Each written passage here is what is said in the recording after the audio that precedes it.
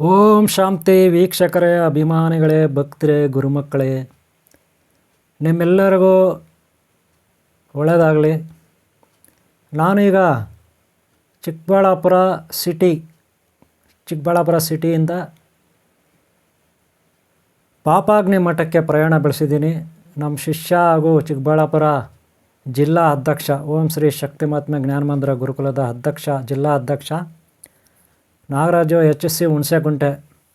ಇವ್ರ ಜೊತೆ ನಾನು ಬೈಕ್ನಲ್ಲೀಗ ಸವಾರಿ ಹೊರಟಿದ್ದೀನಿ. ಒಂಥರ ಇದು ಯಾತ್ರೆ. ಎಲ್ಲಿಗಪ್ಪ ಅಂದರೆ ಚಿಕ್ಕಬಳ್ಳಾಪುರ ಟೌನಿಂದ 2.5 ಕಿಲೋಮೀಟರ್ ದೂರದಲ್ಲಿ ಶ್ರೀ ಶ್ರೀ ಶ್ರೀ ದಕ್ಷಿಣ ಕಾಶಿ ಪಂಚನಂದಿ ಕ್ಷೇತ್ರ ಪಾಪಾಗ್ನಿ ಮಠ. ಆಲ್ರೆಡಿ ಈಗಾಗಲೇ ಭಾಗ 1 ನಾವು ಇದೇ ನಿಮ್ಮ OMAS 2012 ಚಾನಲಲ್ಲಿ ಅಪ್ಲೋಡ್ ಮಾಡಲಾಗಿದೆ. ಈಗ ಸದ್ಯಕ್ಕಿಲ್ಲಿ ನಾಗರಕಟ್ಟೆ ಇದೆ, ನೋಡ್ಬೋದು ನೀವು. ಒಂದು ಹುತ್ತ ಇದೆ, ನಾಗರಕಟ್ಟೆಯಲ್ಲಿ ಕಾಣಿಸ್ತಾ ಇದೆ, ಅರಳಿ ಮರ, ಬೇವಿನ ಮರ. ಈಗ ನಾವು ಎಂಟ್ರೆನ್ಸಲ್ಲಿದ್ದೀವಿ, ಪಾಪಾಗ್ನಿ ಮಠ ಎಂಟ್ರೆನ್ಸಲ್ಲಿ ಇರುತ್ತೆ. ನೀವು ಮುಂದೆ ಈಗ ಪಾಪಾಗ್ನಿ ಮಠ ನೋಡ್ತೀರಾ, ಆ ಏರಿಯಾ ನೋಡ್ತಾ ಇದ್ದೀರಾ, ಅಲ್ಲಿ ದೂರದಲ್ಲಿ ಬೆಟ್ಟ ಕಾಣಿಸ್ತಾ ಇದೆ. ನೀವು ಅಲ್ಲಿವರೆಗೂ ಹೋಗಬೇಕಾಗಿಲ್ಲ. ಈಗ ನೀವು ಪಾಪಾಗ್ನಿ ಮಠದಲ್ಲಿ ಇವಾಗ ಎಂಟ್ರಿ ಆಗ್ತಾಯಿದ್ದೀರಿ ನೋಡಿ, ಇದೇ ಮಠ. ಸುತ್ತಲೂ ಹಿಂದ್ಗಡೆ ದೂರದಲ್ಲಿ ಬೆಟ್ಟಗಳಿರುತ್ತೆ, ಪರ್ವತಗಳಿರುತ್ತೆ, ಗುಡ್ಡಗಳಿರುತ್ತೆ, ಒಂದು ಸುಂದರವಾದ ಪರಿಸರ ಇರುತ್ತೆ, ವಾತಾವರಣ, ಪ್ರಕೃತಿ ಸೌಂದರ್ಯ ನೋಡ್ಬೋದು ನೀವು. ಈಗ ನೋಡಿ ಅಲ್ಲಿ ಕಾಣ್ತಾ ಇದೆ, ಅದು ವಸತಿ ಗೃಹಗಳು. ಇಲ್ಲಿ ಬಂದವರಿಗೆ, ಯಾತ್ರಾರ್ಥಿಗಳಿಗೆ ನೋಡಿ, ಯಾತ್ರಾರ್ಥಿಗಳಿಗೆ ಅಲ್ಲಿ ವಸತಿ ಗೃಹಗಳಿದೆ. ಇದು ದೇವಾಲಯದ ಮುಂದಗಡೆ ಚಿಕ್ಕಬಳ್ಳಾಪುರ ಟೌನಿಂದ ಕೇವಲ 2.5 ಕಿಲೋಮೀಟರ್ ದೂರದಲ್ಲಿ ಪಾಪಾಗ್ನಿ ಮಠ ಅಂದರೆ ಯಾರಾದರೂ ಹೇಳ್ತಾರೆ. ಇಲ್ಲಿಗೆ ಬರ್ಬೋದು ನೀವು. ಇಲ್ಲಿ ಏನೇನಿದೆ ಎಲ್ಲ ನಾನು ತೋರಿಸ್ತೀನಿ. ಮೇಯ್ನ್ ಇಲ್ಲಿ ಏನು ತಿಳ್ಕೊಬೇಕು ಅಂದರೆ, ನೀವು ಸಾಂಸಾರಿಕ ಜೀವನದಲ್ಲಿ ಸನ್ಯಾಸಿಗಳು ಇದ್ಕೊಂಡು ಹೆಂಡತಿ ಮಕ್ಕಳು, ಪತ್ನಿ ಮಕ್ಕಳು, ಬಂಧುಗಳ ಜೊತೆ ಇದ್ಕೊಂಡು ಸಂಸಾರ ಮಾಡಿ ಈ ಸಮಾಜಕ್ಕೆ ಗೃಹಸ್ಥಾಶ್ರಮ ಶ್ರೇಷ್ಠವಾದುದು ಅಂತ ತೋರಿಸ್ಬೇಕು. ಮುಕ್ತಿ, ಜೀವನ್ಮುಕ್ತಿ, ಮೋಕ್ಷಕ್ಕೆ ಗೃಹಸ್ಥಾಶ್ರಮ ಶ್ರೇಷ್ಠ ಅಂತ ತೋರಿಸ್ಬೇಕಲ್ವ. ಅದಕ್ಕೆ ನಿಮ್ಮನ್ನ ಇಲ್ಲಿ ಕರ್ಕೊಂಡು ಬಂದಿದ್ದೀನಿ. ಓಂ ಶ್ರೀ ಪೋತಲೂರು ವೀರಬ್ರಹ್ಮೇಂದ್ರ ಸ್ವಾಮಿ ಹಾಗೂ ಅವರ ಶಿಷ್ಯ ಸಿದ್ದಯ್ಯ ಅಂದರೆ ಒಬ್ಬ ಮುಸ್ಲಿಂ ಸಿದ್ಧಕಿ ಶಿಷ್ಯ. ಈ ಗುರುಗಳಿಗೆ ಶಿಷ್ಯ ಓಂ ಶ್ರೀ ವೀರಬ್ರಹ್ಮೇಂದ್ರ ಸ್ವಾಮಿಗೆ. ವೀರಬ್ರಹ್ಮೇಂದ್ರ ಸ್ವಾಮಿ ಜೀವ ಸಮಾಧಿ ಆಗಿದ್ದು ಅಲ್ಲಿ ಪೋತ್ಲೂರು ಅಂತ ಬರುತ್ತೆ, ಆಂಧ್ರ. ಇದು ಪಾಪಾಗ್ನಿ ಮಠ ಚಿಕ್ಕಬಳ್ಳಾಪುರ ಟೌನ್, ಅಲ್ಲಿಂದ 2.5 ಕಿಲೋಮೀಟರ್ ದೂರದಲ್ಲಿ. ನೀವು ನೋಡ್ಬೋದು ಪಾಪಾಗ್ನಿ ಮಠ, ಗೊತ್ತಾಯ್ತಲ್ಲ. ಇಲ್ಲಿ ನೀವು ನೋಡ್ಬೋದು, ಇಲ್ಲಿ ದೇವಾಲಯದ ಒಳಗಡೆ ವಿಡಿಯೋ ಮಾಡೋಕ್ಕೆ ಬಿಡಲ್ಲ, ಆದರೂ ನಾಗರಾಜಿ ಮಾಡಿದ್ದಾರೆ ಸ್ವಲ್ಪ, ಅದನ್ನು ನಾನು ನಿಮಗೆ ತೋರಿಸ್ತೀನಿ. ದೇವಾಲಯಗಳಲ್ಲಿ ವಿಗ್ರಹಗಳಿಗೆ ಅಲಂಕಾರ ಮಾಡಿದರೆ, ಬಂಗಾರದ ಒಡವೆಗಳು, ವಜ್ರದ ವೈಡೂರ್ಯಗಳಿಂದ ಅಲಂಕಾರ ಮಾಡಿದರೆ, ಆ ಟೈಮಲ್ಲಿ ನಾವು ವಿಡಿಯೋ ತೆಗೋಂಗಿಲ್ಲ, ಫೋಟೋ ತೆಗಿಯೋಂಗಿಲ್ಲ, ಅದನ್ನು ಶೇರ್ ಮಾಡೋಂಗಿಲ್ಲ. ಸದ್ಯಕ್ಕಿಲ್ಲಿ ಆ ರೀತಿ ಅಲಂಕಾರ ಏನೂ ಕಾಣಿಸ್ತಾ ಇಲ್ಲ. ಅದೇನಿದ್ರು ಫಂಕ್ಷನ್ಗಳ ಟೈಮಲ್ಲಿ ಅಲಂಕಾರ ಇರುತ್ತೆ, ಪ್ರೋಗ್ರಾಮ್ಗಳ ಟೈಮಲ್ಲಿ, ಗೊತ್ತಾಯ್ತಲ್ಲ. ಗಿಂಗಾರ ಹಾಕ್ಕೊಂಡಿರ್ತಾರೆ, ಅವಾಗ ಸ್ವಲ್ಪ ಹೆಚ್ಚಾಗಿ ಅಲಂಕಾರ ಮಾಡಿರ್ತಾರೆ. ಅಂಥ ಟೈಮಲ್ಲೇ ಅದೆಲ್ಲ ವಿಗ್ರಹಗಳದ್ದು ಅಲ್ಲೆಲ್ಲ ವಜ್ರ ವೈಡೂರ್ಯಗಳು, ಬಂಗಾರ ಏನಾನ ಇರ್ತದೆ ಅವ್ರದ್ದೇ ಆದ್ದು. ಅದೆಲ್ಲ ನಾವು ವೀಡಿಯೋ ಮಾಡಿ ಶೇರ್ ಮಾಡೋಂಗಿಲ್ಲ, ನೆನ್ಪಿಟ್ಕೊಳ್ಳಿ. ಅದಕ್ಕೆ ಅಲ್ಲಿ ಬೋರ್ಡ್ ಹಾಕಿರ್ತಾರೆ ಸಾಮಾನ್ಯವಾಗಿ, ವೀಡಿಯೋ ಮಾಡಬಾರ್ದು, ಫೋಟೋ ತೆಗಿಬಾರ್ದು ಅಂತ. ಅದನ್ನೆಲ್ಲ ನಾವು ಫಾಲೋ ಮಾಡಬೇಕು. ಇದು ನೋಡಿ ಮಠದ ಒಳಗಡೆ, ಪಾಪಾಗ್ನಿ ಮಠದ ಒಳಗಡೆ ಇದು. ಇಲ್ಲಿ ಸುತ್ತಲೂ ಕೆಲವರು ಒಳಗಡೆ ಜೀವ ಸಮಾಧಿ ಆಗಿರೋದು ಕೆಲವೊಂದು ಕೊಠಡಿಗಳು ಇದ್ದಾವೆ ನೋಡಿ. ಇಲ್ಲೊಂದು ಕೊಠಡಿ ತೋರಿಸ್ತೀನಿ, ಹಾಗೆ ನೋಡ್ಕೊಳ್ಳಿ. ಇಲ್ಲೊಂದು ಒಬ್ಬ ಗುರುಗಳು ಸಮಾಧಿ ಆಗಿದ್ದಾರೆ, ಜೀವ ಸಮಾಧಿ. ಅವ್ರದ್ದು ಸಮಾಧಿಗಳು ಕೂಡ ಇಲ್ಲಿರುತ್ತೆ ಮಠದ ಒಳಗಡೆ, ಗೊತ್ತಾಯ್ತಲ್ಲ.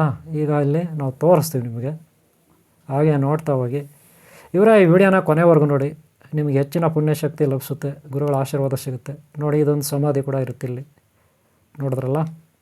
ಇದು ಸಮಾಧಿಷ್ಠರಾಗಿರ್ತಕ್ಕಂಥ ಗುರುಗಳ ಅವರ ಸಮಾಧಿ ಮೇಲೆ ಈ ರೀತಿಯೆಲ್ಲ ಒಂದೊಂದು ಮಾಡಿರ್ತಾರೆ, ಯಾರು ಗುರುಗಳು ಏನು ಅಂದ್ಬಿಟ್ಟು.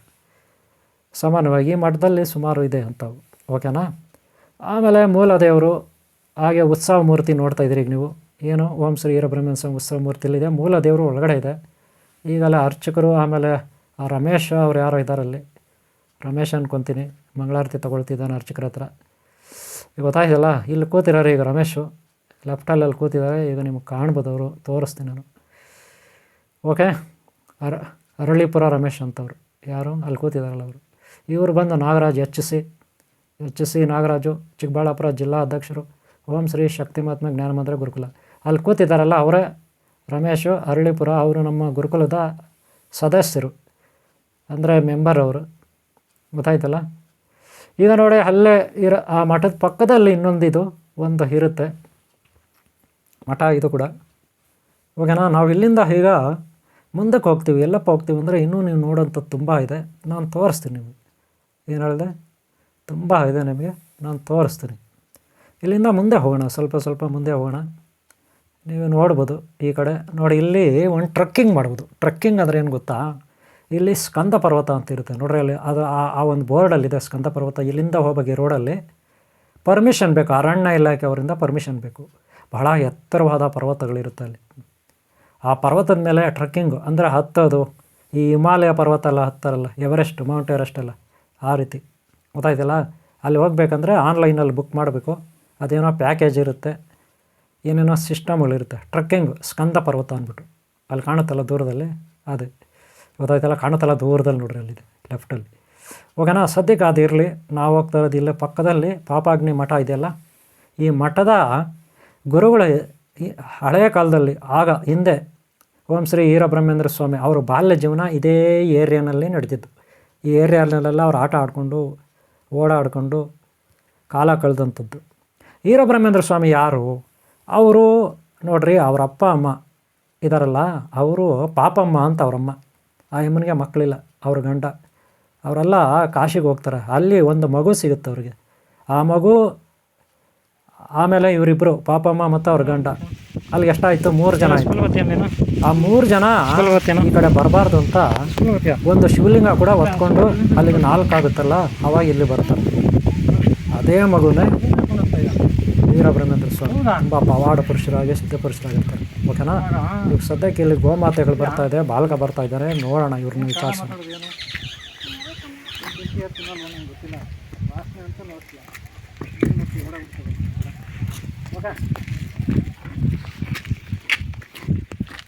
ನನ್ನ ಹತ್ರ ಸ್ವಲ್ಪ ರಸ್ಕಿತ್ತು, ಅದನ್ನು ಕೊಟ್ಟೆ ಹುಡುಗನಿಗೆ.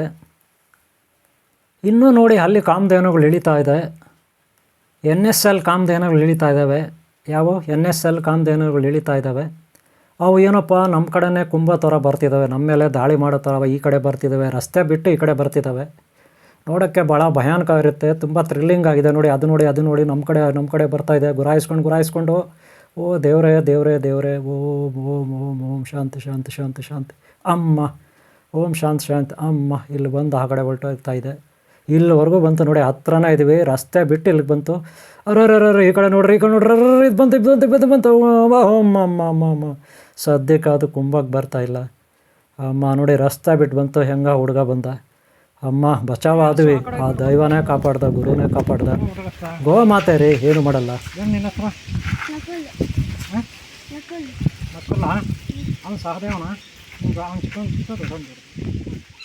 ಮತ್ತು ಈ ಹುಡುಗರಿಗೆ ರಸ್ಕ್ ಕೊಟ್ಟೆ ತಿನ್ನಲಿಕ್ಕೆ. ನನ್ನ ಹತ್ರ ರಸ್ಕ್ ಮಾತ್ರ ಇತ್ತು, ಚಾಕ್ಲೇಟ್ ಏನೂ ಇರಲಿಲ್ಲ, ಖಾಲಿ ಆಯಿತು. ಇವರು ಅಲ್ಲಿಂದ ನೋಡಿ, ಈಗ ಸ್ವಲ್ಪ ಮುಂದೆ ಪಕ್ಕದಲ್ಲೇ ಇದು ತೀರ್ಥ ಇರುತ್ತೆ. ಇಲ್ಲಿ ಹನುಮಾನ್ ಟೆಂಪಲ್ ಇರುತ್ತೆ. ಶ್ರೀರಾಮ ಸೀತಾ ರಾಮ ಆಂಜನೇಯ ಹನುಮಾನ್ ಟೆಂಪಲ್ಲು, ವೀರಾಂಜನೇಯ ಸ್ವಾಮಿ ಟೆಂಪಲ್ ಇರುತ್ತೆ ಇಲ್ಲಿ. ನೀವು ನೋಡ್ಬೋದು, ಗೊತ್ತಾಯ್ತಲ್ಲ. ಅದು ತೀರ್ಥ ಇರುತ್ತೆ, ಕಾಣುತ್ತಲ್ಲ ಅಲ್ಲಿ ದೇವಾಲಯ, ಅದೇ ಇದೆ. ಪಕ್ಕದಲ್ಲಿ ನಾಗರಕಟ್ಟೆ, ಅಲ್ಲಿ ಬಂಡೆ ಕಾಣುತ್ತಲ್ಲ, ಬಂಡೆ ಮೇಲೆ ಪಾದಗಳಿದೆ ಅಂತ ನಾಗರಾಜ್ ಹೇಳ್ದ.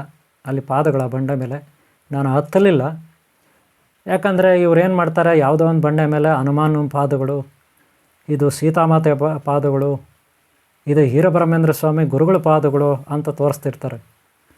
ಯಾರಾದರೂ ಪಾದ ಇಟ್ಟರೆ ಅದೇನೋ ಅಲ್ಲಿ ಸೀಲ್ ಆಗುತ್ತಾ, ಮುದ್ರೆ ಆಗುತ್ತಾ ಪಾದ ಇಟ್ಟರೆ ಕಲ್ ಮೇಲೆ? ಆಗೋದಿಲ್ಲ. ಆದರೆ ಯಾರಾದರೂ ಕೆತ್ತಿರ್ತಾರೆ. ಆದರೆ ಇವರೇನು ಅನ್ಕೊಂಡ್ಬಿಡ್ತಾರೆ ಎಲ್ಲರೂ, ಯಾವ ರೀತಿಯಪ್ಪ ಅಂದರೆ, ಓ ಪಾದ ಪಾದ ಪಾದ ಅಲ್ಲಿ ಇಟ್ಟ ತಕ್ಷಣ ನೋಡ್ರಿ ಹನುಮಾನ್ ಪಾದ ಇದು, ಓ ನೋಡ್ರಿ ಇದು ಶ್ರೀರಾಮಚಂದ್ರ ಪಾದ, ಓ ಇದು ನೋಡ್ರಿ, ಈ ರೀತಿಯೆಲ್ಲ ಹೇಳ್ಕೊಬಿಡ್ತಾರೆ.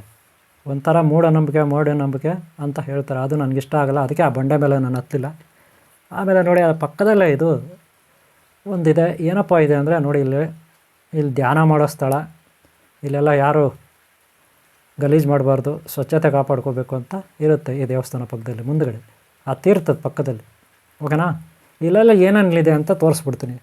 ಇದೇನು ಆ ಮಠದಿಂದ ತುಂಬ ದೂರ ಇಲ್ಲ, ಕೇವಲ ಪಕ್ಕದಲ್ಲೇ ಇರೋದು. ಇಲ್ಲಿ ನೋಡಿ, ಸಪ್ತಚಕ್ರಗಳ ಬಗ್ಗೆ ಹಾಕಿದ್ದಾರೆ ನೋಡಿದ್ರೆ, ಮೂಲಾಧಾರ, ಸ್ವಾಧಿಷ್ಠಾನ, ಮಣಿಪುರ, ಅನಾಹತ, ಆಮೇಲೆ ಆಜ್ಞಾ, ಆಮೇಲೆ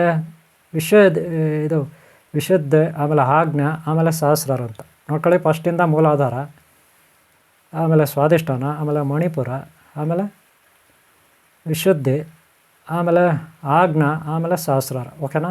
ಆ ಮೆಟ್ಲುಗಳ ಮೇಲೆ ಎಲ್ಲ ಆಗಿರ್ತಾರೆ. ಆ ಕಡೆ ಲೆಫ್ಟೆಲ್ಲ ಬಂಡೆ ಮೇಲೆ ಕಾಣಿಸ್ತದೆ, ಅಲ್ಲಿ ಗಣೇಶ ಗುಡಿ ಇರುತ್ತೆ. ಸದ್ಯಕ್ಕೆ ಇಲ್ಲಿ ಮೇಲೆ ಹೋಗ್ತೀನಿ. ಈಗ ನೀವು ನೋಡ್ಬೋದು, ಈ ಚಕ್ರಗಳ ಬಗ್ಗೆ ಮಾಡಿದ್ದಾರೆ. ಯಾಕೆ ಮಾಡಿದ್ದಾರೆ ಅಂದರೆ ಇಲ್ಲಿ ಧ್ಯಾನ, ಇನ್ನೊಂದು ಮತ್ತೊಂದು ಅಂತ. ಮೇಯ್ನು ವೀರಬ್ರಹ್ಮೇಂದ್ರ ಸ್ವಾಮಿ ಸಿದ್ಧಾಂತ ಏನಪ್ಪ ಅಂದರೆ ಚಕ್ರಗಳ ಬಗ್ಗೆ. ನೀವು ನೋಡ್ಬೋದು, ನೋಡಿದ್ರಲ್ಲ ಆಗ್ನೇಯ, ಆಮೇಲೆ ಸಹಸ್ರಾರ. ಇಲ್ಲಿ ನೋಡಿ ಒಂದು ಹೆಸರು ಇರುತ್ತೆ, ಅವ್ರ ಹೆಸರೇನೋ ಲಕ್ಷ್ಮೀಬಾಯಿ ಅಂತ ಇರುತ್ತೆ. ಅಲ್ಲೊಂದು ವಿಗ್ರಹ ಇದೆ, ಗೊತ್ತಾಯ್ತಲ್ಲ? ಓಕೆನಾ? ನೋಡಿದ್ರಲ್ಲ ಮಹಾಮಾತೆಯರು. ಹಾಗೆ ಅಲ್ಲಿ ಒಂದಷ್ಟು ದೇವತಾ ವಿಗ್ರಹ ಇದೆ, ನೋಡ್ಬೋದು. ಇಲ್ಲಿ ಮಹಾನ್ ಬಾರೊಬ್ಬರು ಇದ್ದಾರೆ, ಗುರುಗಳು, ಅವ್ರದ್ದು ತೋರಿಸ್ಬಿಡ್ತೀವಿ, ಗೊತ್ತಾಯ್ತಲ್ಲ? ಆ ಕಡೆ ಇಲ್ಲಿ ನಾವೀಗ ಸ್ವಲ್ಪ ಹೊತ್ತು ಕೂತ್ಕೊಂಡು ಏನಾದರೂ ಒಂದು ಮಾತಾಡೋಣ. ಓಕೆನಾ? ಏನಪ್ಪ ವಿಚಾರ ಅಂದರೆ ನೋಡ್ರಿ, ವೀರಬ್ರಹ್ಮೇಂದ್ರ ಸ್ವಾಮಿ ಚಿಕ್ಕ ಬಾಲಕನಾಗಿರೋವಾಗಲೇ ತನ್ನ ಸಾಕು ತಂದೆ ತಾಯಿ ಅವ್ರ ಜೊತೆ ಇರ್ತಾನೆ. ಸಾಕು ತಂದೆ ತಾಯಿಗೆ ವೀರಬ್ರಹ್ಮೇಂದ್ರ ಸ್ವಾಮಿ ಮಗುವಾಗಿ ಸಿಕ್ಕಿದ್ದು ಕಾಶಿನಲ್ಲಿ. ಅವ್ರ ತಂದೆ ತಾಯಿ ಆ ಮಗುನ ತಗೊಂಡು ಬರಬೇಕಾದ್ರೆ 3 ಜನ ಆಗ್ತಾರೆ, ಯಾಕಂದರೆ ಮಗು ಅಂತೂ ತಂದೆ ತಾಯಿ ಇಬ್ಬರು ಅಂತ. ಆ ರೀತಿ 3 ಜನ ಹೋಗಬಾರ್ದಲ್ಲ. 3 ಜನ ಹೋಗೋದು ಯಾರು ಹೇಳಿ? ಯಾರಾದರೂ ತೀರೋಗ್ಬಿಟ್ರೆ ಅವಾಗ 3 ಜನ ಹೋಗೋದು ಹೇಳೋಕ್ಕೆ ಅಲ್ವಾ? ಆದರೆ ಇಲ್ಲಿ 3 ಜನ ಬರ್ತಾರೆ, ಹೋಗೋವಾಗ ಇಬ್ಬರು ಹೋಗಿ ಬರೋವಾಗ 3 ಬರ್ತಾರೆ. ಹಂಗೆ ಆಗಬಾರ್ದಂತ ಅವರೊಂದು ಶಿವಲಿಂಗ ಜೊತೆಯಲ್ಲಿ ಹಿಡ್ಕೊಂಡು ಬರ್ತಾರೆ. ಆ ಶಿವಲಿಂಗ ಇಲ್ಲೇ ಹತ್ತಿರದಲ್ಲಿ ಪ್ರತಿಷ್ಠಾಪನೆ ಮಾಡಿದ್ದಾರೆ. ಅದನ್ನು ನಾನು ಆಮೇಲೆ ನಿಮಗೆ ತೋರಿಸ್ತೀನಿ. ಈಗ ಸದ್ಯಕ್ಕೆ ವಿಚಾರ ಏನಪ್ಪ ಅಂದರೆ, ವೀರಬ್ರಹ್ಮೇಂದ್ರ ಸ್ವಾಮಿ ಗೃಹಸ್ಥರು, ಸಂಸಾರದಲ್ಲಿ ಇದ್ದುಕೊಂಡೇ ಕಷ್ಟ ಸುಖ ಅನುಭವಿಸ್ತರು. ಎಷ್ಟೋ ಜನ ಅವರಿಗೆ ವಿರೋಧಿಗಳಾಗಿದ್ದರು. ಯಾಕೆ ಅಂದರೆ ವೀರಬ್ರಹ್ಮೇಂದ್ರ ಸ್ವಾಮಿ ನ್ಯಾಯ, ನೀತಿ, ಸತ್ಯ, ಧರ್ಮ ಪಾಲನೆ ಮಾಡ್ತಿದ್ರು. ಹಾಗೆ ಜಾತಿ ಭೇದ ಇರಲಿಲ್ಲ, ಎಲ್ಲರನ್ನೂ ಸರ್ವಸಮಾನವಾಗಿ ನೋಡ್ತಿದ್ರು. ಅಹಿಂಸೆಯನ್ನು ಬೋಧಿಸಿದರು ಈ ಜಗತ್ತಿಗೆ. ಜಾತಿ ಭೇದ ಇರಬಾರ್ದು ಅಂತ ವಾದ ಮಾಡಿದ್ರು. ಹಾಗೆ ಮೂಢನಂಬಿಕೆಗಳಿಗೆ ಅವಕಾಶ ಇರಲಿಲ್ಲ. ಆ ರೀತಿ ವೀರಬ್ರಹ್ಮೇಂದ್ರ ಸ್ವಾಮಿ ಧರ್ಮ ಪ್ರಚಾರವನ್ನು ಕೈಗೊಂಡರು. ನಿಮಗೆ ಅದು ಸರಿಯಾಗಿ ಅವ್ರ ಬಗ್ಗೆ ತಿಳ್ಕೊಬೇಕಂದ್ರೆ ಪುಸ್ತಕಗಳು ಓದಿ, ಅಥವಾ ಸಿನಿಮಾ ನೋಡಿ. ವೀರಬ್ರಹ್ಮೇಂದ್ರ ಸ್ವಾಮಿ cinema NT Ramarao, Telugu cinema ಭಾರಿ ಚೆನ್ನಾಗಿದೆ. ಓಕೆ ಅವರೇ, ಈಗ ನೋಡಿ ಅಲ್ಲಿಂದ ಆಪೋಸು ಈಗ ಇತ್ತಲ್ಲ ತೀರ್ಥ, ಅಲ್ಲಿ ನಾನು ಕೂತ್ಕೊಂಡಿದ್ನಲ್ಲ, ಹನುಮಾನ್ ಟೆಂಪಲ್ಲು, ಶ್ರೀರಾಮಚಂದ್ರ ಟೆಂಪಲ್ಲು, ಅಲ್ಲಿಂದ ಆಪೋಸು ರೋಡ್ ಇದು. ಎಲ್ಲಿಗೆ ಹೊರಟಿದ್ದಾನೆ ಅಂದರೆ, ಈಗ ಆಪೋಸು ರೋಡು ಅಲ್ಲೇ ಪಕ್ಕದಲ್ಲೇ ಮುಂದುಗಡೆ ಸ್ವಲ್ಪ ದೂರದಲ್ಲಿ ಅಲ್ಲೇನಪ್ಪ ಇದೆ ಅಂದರೆ ಶಿವಲಿಂಗ ಇದೆ, ತೀರ್ಥ ಇದೆ, ಶಿವಲಿಂಗ ಇದೆ. ನಾನು ಹೇಳಿದ್ನಲ್ಲ, ಕಾಶಿಯಿಂದ ಶಿವಲಿಂಗ ತಗೊಂಡು ಬಂದ್ರಂತೆ. ಅದು ತರವಾಗ ಚಿಕ್ಕದಾಗಿತ್ತಂತೆ, ಆಮೇಲೆ ಅದು ಬೆಳೀತಾ ದೊಡ್ಡದಾಗೈತಂತೆ. ಆ ರೀತಿ ಹೇಳ್ತಾರೆ, ಅದೇನೋ ನನಗೆ ಗೊತ್ತಿಲ್ಲ. ಕಲ್ಲುಗಳು ಬೆಳೆಯುತ್ತೇನಪ್ಪ, ಅದೇ ನಂದಿನಲ್ಲಿ, ಹಾಗೆ ಮೈಸೂರು ಚಾಮುಂಡೇಶ್ವರಿ ದೇವಸ್ಥಾನ ಹತ್ರ, ಹಾಗೆ ಬೆಂಗಳೂರಲ್ಲಿ ಬಸವನಗುಡಿ ಹತ್ರ ದೊಡ್ಡ ಬಸವ ಇರ್ತಾರಂತೆ. ಮೊದಲು ಚಿಕ್ಕದಾಗಿದ್ರಂಥ ಬಸವ, ಆಮೇಲೆ ಬರ್ತಾ ಬೆಳೀತಾ ದೊಡ್ಡದಾಗೈತಂತೆ. ಅದರಲ್ಲೂ ನಂದಿ ಬೆಟ್ಟದ ಬಸವನಿಗಂತೂ ಏನೇನೋ ಕತೆ ಕಟ್ತಾರೆ. ಆ ಬಸವ ಆಕಾಶದ ಹತ್ರ ಬೆಳಿತಾನೆ, ಕಲ್ಲಿನ ಕೋಳಿ ಕೂಗುತ್ತೆ, ಆಗ ಪ್ರಪಂಚ ನಾಶ ಆಗುತ್ತೆ, ಹಿಂಗೆಲ್ಲ ಹೇಳ್ತಾರೆ. ಅದೆಲ್ಲ ನನಗೆ ಗೊತ್ತಿಲ್ಲ, ಬಿಡ್ರಿ, ಅದು ಕತೆ ಬೇರೆ. ಆದರೆ ನಾವು ಯಾವಾಗಲೂ ಮೂಢನಂಬಿಕೆ ಇಟ್ಕೋಬಾರ್ದು, ಯಾವಾಗಲೂ ಸತ್ಯ ಇಟ್ಕೋಬೇಕು. ಕಲ್ಲುಗಳೆಲ್ಲಾದರೂ ಬೆಳೀತೇನ್ರಿ? ಕಲ್ಲಿನ ವಿಗ್ರಹ ಬೆಳೀತೇನ್ರಿ? ನೀವು ಹೇಳ್ರಿ. ಆದರೆ ಈ ಪ್ರಶ್ನೆ ನನಗೂ ಚಿಕ್ಕ ಹುಡುಗಂದ ಇದೆ. ಆದರೆ ಈ ಮಧ್ಯೆ ಒಂದು ತಿಳ್ಕೊಂಡೆ ನಾನು ಸೈಂಟಿಫಿಕ್ಕಾಗಿ ಏನಪ್ಪ ತಿಳ್ಕೊಂಡೆ ಅಂದರೆ, ಕೆಲವೊಂದು ಕಲ್ಲುಗಳು ಬೆಳೆಯುತ್ತೆ, ಇಲ್ಲ ಅಂತಲ್ಲ. ಅದು ರಾಸಾಯನಿಕ ಪದಾರ್ಥದಿಂದ ಕೂಡಿರುತ್ತೆ, ಅಂಥ ಕಲ್ಲುಗಳು ಬೆಳೆಯುತ್ತೆ. ಈಗ ನೋಡಿ, ನಾನು ಅಲ್ಲಿ ನಿಂತ್ಕೊಂಡಿದ್ದೀನಿ, ಅಲ್ಲಿ ವಿಗ್ರಹ ಇದೆ, ಶಿವಲಿಂಗ ಇದೆ. ಅದು ಒಂದು ಕಾಲದಲ್ಲಿ ಇಷ್ಟಂತೆ ಶಿವಲಿಂಗ. ಅದು ಕಾಶಿಯಿಂದ ವೀರಬ್ರಹ್ಮೇಂದ್ರ ಸ್ವಾಮಿ ಸಾಕು ತಾಯಿ ತಂದೆ ಎತ್ಕೊಂಬಂದ್ರಂತೆ, ಚಿಕ್ಕ ಶಿವಲಿಂಗ. ಇದು ಬೆಳೀತಾ ಇಷ್ಟು ದೊಡ್ಡದಾಗಿದೆ. ಈಗ ಗೊತ್ತಾಯ್ತೇನ್ರಿ? ಆ ರೀತಿ ಹೇಳ್ತಾರೆ. ಇರಲಿ ನೋಡಿ, ಅಲ್ಲೇ ಪಕ್ಕದಲ್ಲಿ ಇನ್ನೊಂದು ಗುಡಿ ಇದೆ, ಈ ಗುಡಿ ನೋಡ್ಬೋದು ನೀವು. ಇಲ್ಲಿ ಮುನೇಶ್ವರ ಸ್ವಾಮಿ ಗುಡಿ ಇರುತ್ತೆ.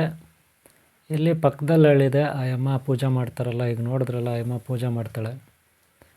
ಆಮೇಲೆ ನೋಡಿ ಇಲ್ಲಿ ಚಂದ್ರಶೇಖರ್ ಅಂತ ಹುಡುಗ ಒಬ್ಬ, ಆಮೇಲೆ ರಮೇಶ್, ಇವರಲ್ಲಿ ಕಾರ್ಯಕ್ರಮ ಇತ್ತು, ಫೋಟೋ ತೆಗೆದು ಕಳಿಸಿದ್ದಾರೆ, ನೋಡ್ಬೋದು ನೀವು. ಪಾಪಾಗ್ನಿ ಮಠದ್ದು ಮೊನ್ನೆ ಕಾರ್ಯಕ್ರಮ ಇತ್ತು ಅಂತ ಫೋಟೋ ತೆಗೆದು ಕಳಿಸಿದ್ದಾರೆ. ಇವರೇ ಚಂದ್ರಶೇಖರ್, ಅರಳೀಪುರ, ಆಮೇಲೆ ರಮೇಶ್. ಓಕೆನಾ. ಆಮೇಲೆ